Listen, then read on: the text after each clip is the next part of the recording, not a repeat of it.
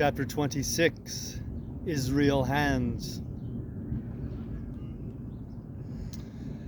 The wind, serving us to a desire, now hauled into the west.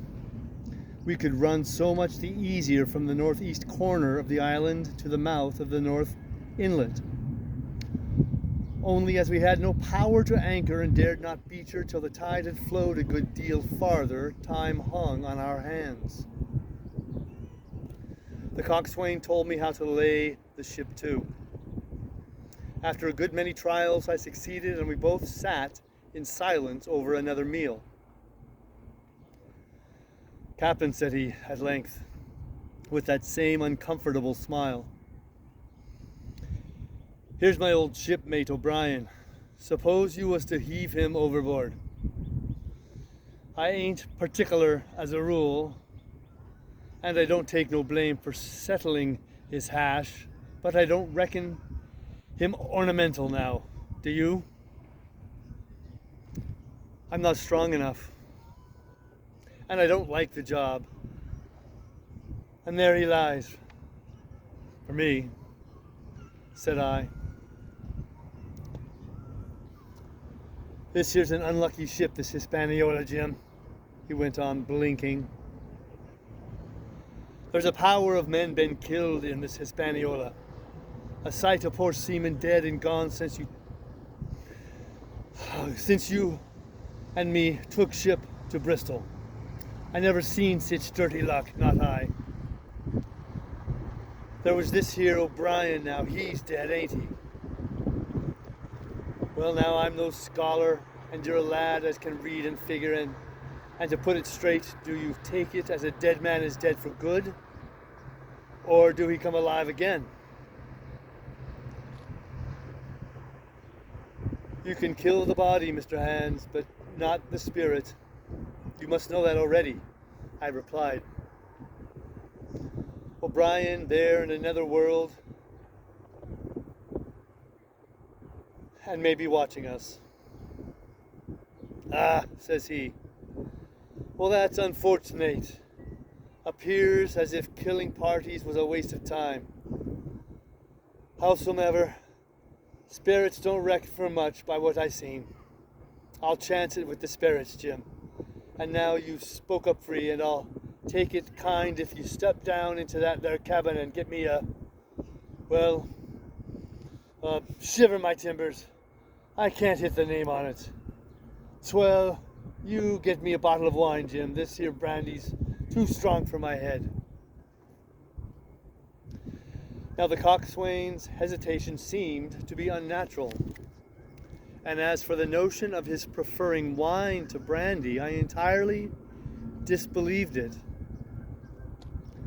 The whole story was a pretext. He wanted me to leave the deck, so much was plain, but with that purpose I could in no way imagine. His eyes never met mine. They kept wandering to and fro, up and down, now with a look to the sky, now with a flinting glance upon the dead O'Brien. All the time he kept smiling and putting his tongue out in the most guilty, embarrassed manner, so that a child could have told that he was bent on some deception. I was prompt with my answer, however, for I saw where my advantage lay, and that with a fellow so densely stupid I could easily conceal my suspicions to the end. "Some wine," I said. "Far better. Will you have white or red?" "Well, I reckon it's about the blessed same to me, shipmate," he replied. "So it's strong and plenty of it, what's the odds?" "All right," I answered. "I'll bring you port, Mr. Hands, but I'll have to dig for it." With that, I scuttled down the companion with all the noise I could, slipped off my shoes, ran quietly along the sparred gallery, mounted the forecastle ladder, and popped my head out of the fore companion. I knew he would not expect to see me there, yet I took every precaution possible. and certainly the worst of my suspicions proved too true. He had risen from his position to the hands and knees, and though his leg obviously hurt him pretty sharply when he moved, for I could hear him stifle a groan, yet it was at a good rattling rate that he trailed himself across the deck. In half a minute he had reached the port scuppers and picked out of a coil of rope a long knife, or rather a short dirk, discolored to the hilt with blood. He looked upon it for a moment, thrusting forth his underjaw, trying the point upon his hand, and then, hastily concealing it in the bottom of his jacket, trundled back again into his old place against the bulwark. This was all that I required to know. Israel could move about. He was now armed, and if he had been at so much trouble to get rid of me, it was plain that I was meant to be the victim. What he would do afterwards, whether he would try to crawl right across the island from North Inlet to the camp among the swamps, or whether he would fire Long Tom, trusting that his own comrades might come first to help him, was, of course, more than I could say.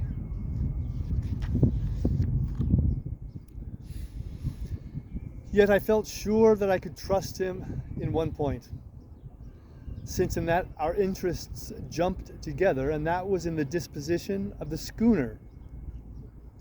We both desired to have her stranded safe enough in a sheltered place, and so that when the time came, she could be got off again with as little labor and danger as might be. And until that was done, I considered that my life would certainly be spared. While I was thus turning the business over in my mind, I had not been idle with my body. I had stolen back to the cabin, slipped once more into my shoes, and laid my hand at random on a bottle of wine. And now, with this for an excuse, I made my reappearance on the deck. Hans lay as I had left him, all fallen together in a bundle and with his eyelids lowered, as though he were too weak to bear the light. He looked up, however, at my coming, knocked the neck off the bottle like a man who had done the same thing often, and took a good swig, with his favorite toast of, "Here's luck." Then he lay quiet for a little, and then pulling out a stick of tobacco, begged me to cut him a quid. "Cut me a junk of that," says he, "for I haven't no knife and hardly strength enough, so be as I had. Ah, Jim, I reckon I've missed stays. Cut me a quid, as'll likely be the last, lad, for I'm for my long home, and no mistake." "Well," said I, "I'll cut you some tobacco, but if I was you and thought myself so badly, I would go to my prayers like a Christian man." "Why?" said he. "Now you tell me, why?" "Why?" I cried. "You were asking me just now about the dead. You've broken your trust. You've lived in sin and lies and blood. There's a man you killed lying at your feet at this moment. And you ask me why? For God's mercy, Mr. Hans. That's why." I spoke with a little heat, thinking of the bloody dirk he had hidden in his pocket, and designed in his ill thoughts to end me with. He, for his part, took a great draught of the wine and spoke with the most unusual solemnity. "For 30 years, he said, I've sailed the seas and seen good and bad, better and worse, fair weather and foul, provisions running out, knives going, and whatnot. Well, now I tell you, I've never seen good come of goodness yet. Him as strikes first is my fancy. Dead men don't bite. Them's my views. Amen, so be it. And now you look here, he added, suddenly changing his tone. We've had about enough of this foolery. The tide's made good enough by now. You just take my orders, Captain Hawkins, and we'll sail slap in and be done with it.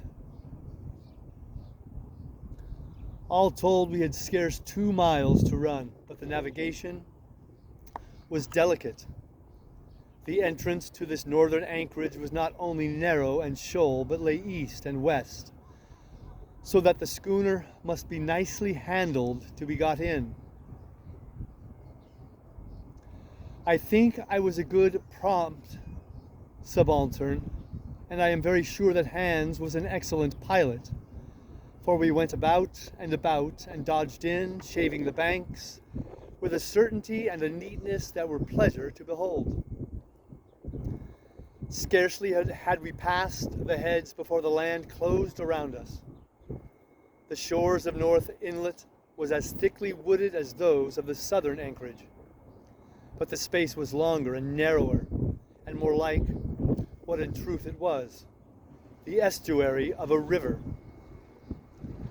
Right before us at the southern end, we saw the wreck of a ship in the last stages of dilapidation.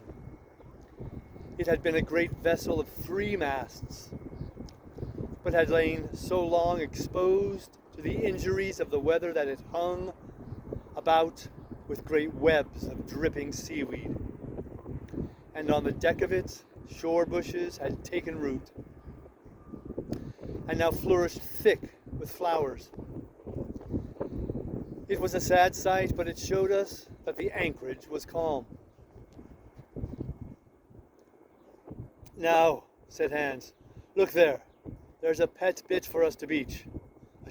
A ship in. Fine flat sand, never a catspaw, trees all around of it, and flowers a-blowing like a guarding on that old ship. And once beach, I inquired, how shall we get her off again? Why so, he replied. You take a line ashore there on the other side at low water, take a turn about one of them big pines, bring it back, take a turn round the capstan and lie to for the tide. Come high water, all hands take a pull upon the line, and off she comes as sweet as nature. And now, boy, you stand by. We're near the bit now, and she's too much way on her. Starboard a little, so, steady. Starboard, larboard a little, steady, steady.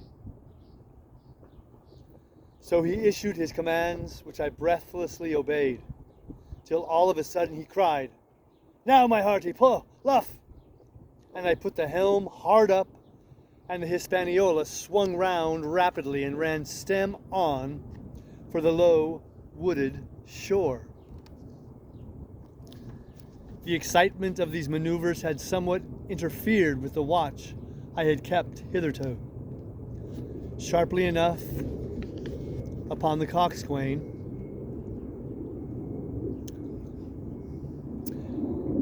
even then I was still so much interested, waiting for the ship to touch, that I quite forgot the peril that hung over my head, and stood craning over the starboard bulwarks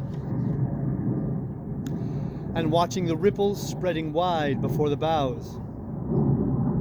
I might have fallen without a struggle for my life, had not a sudden disquietude seized upon me and made me turn my head. Perhaps I had heard a creak or seen his shadow moving with the tail of my eye. Perhaps it was an instinct like a cat's. But sure enough, when I looked round, there was Hans, already halfway towards me with the dirk in his right hand. We must both have cried out loud when our eyes met, but while mine was the shrill cry of terror, his was a roar of fury like a charging bull's. At the same instant he threw himself forward, and I leaped sideways toward the bows. As I did so, I let go of the tiller, which sprang sharp to leeward, and I think this saved my life, for it struck Hans across the chest and stopped him, for the moment, dead.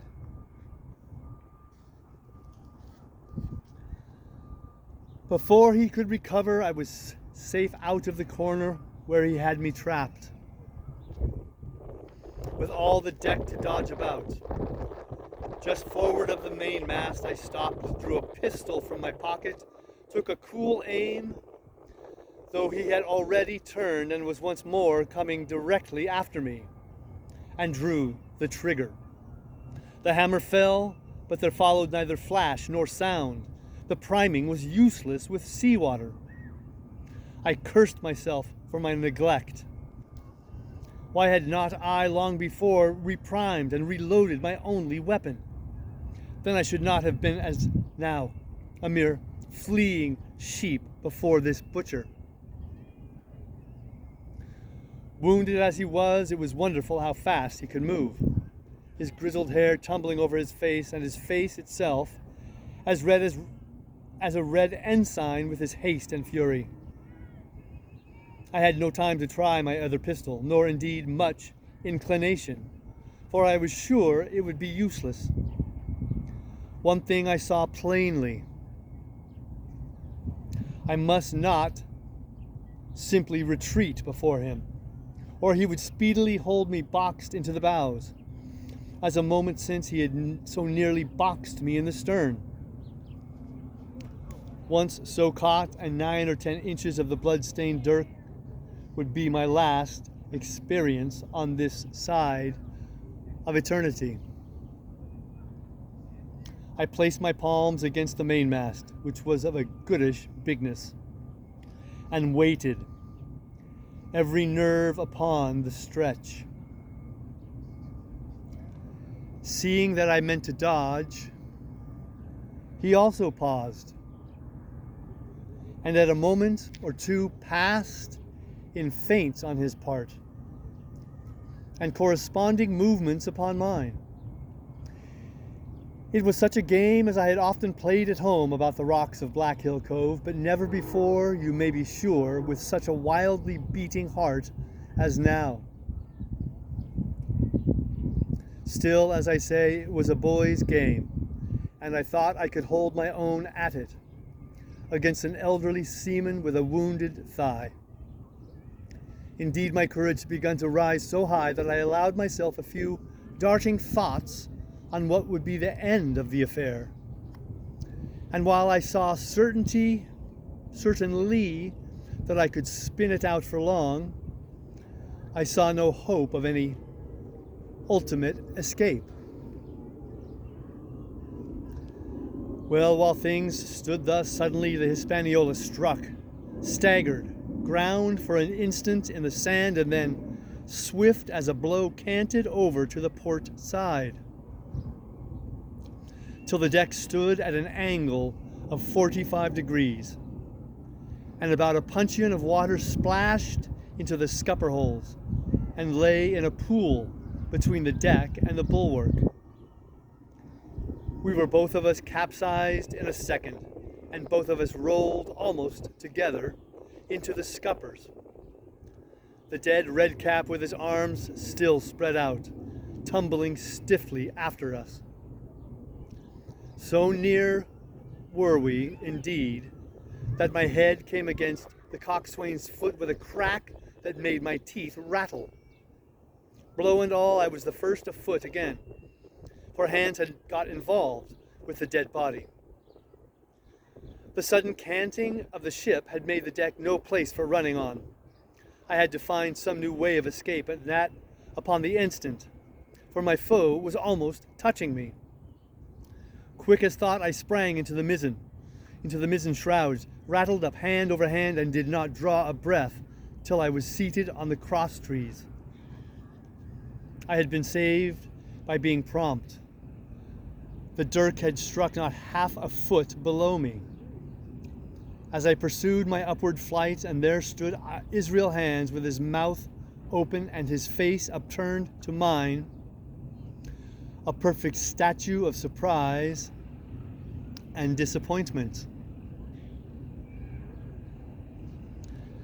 Now that I had a moment to myself, I lost no time in changing the priming of my pistol, and then having one ready for service and to make assurance doubly sure, I proceeded to draw the load of the other and recharge it afresh from the beginning.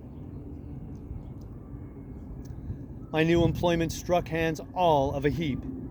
He began to see the dice going against him, and after an obvious hesitation, he also hauled himself heavily into the shrouds, and, with the dirk in his teeth, began slowly and painfully to mount. It cost him no end of time and groans to haul his wounded leg behind him. And I had quietly finished my arrangements before he was much more than a third of the way up. Then, with a pistol in the other hand, I addressed him. "One more step, Mr. Hans," said I, "and I'll blow your brains out. Dead men don't bite, you know," I added with a chuckle. He stopped instantly. I could see by the working of his face that he was trying to think, and the process was so slow and laborious that in my new-found security I laughed aloud. At last, with a swallow or two, he spoke, his face still wearing the same expression of extreme perplexity. In order to speak, he had to take the dagger from his mouth, but in all else, he remained unmoved. "Jim," says he, "I reckon we're fouled, you and me, and we'll have to sign articles. I'd have had you, but for that, there, Lurch, but I don't have no luck, not I. And I reckon I'll have to strike, which comes hard, you see, for a master mariner to a ship's yonker like you, Jim." I was drinking in his words and smiling away as conceited as a cock upon a wall, when all in a breath, back went his right hand over his shoulder.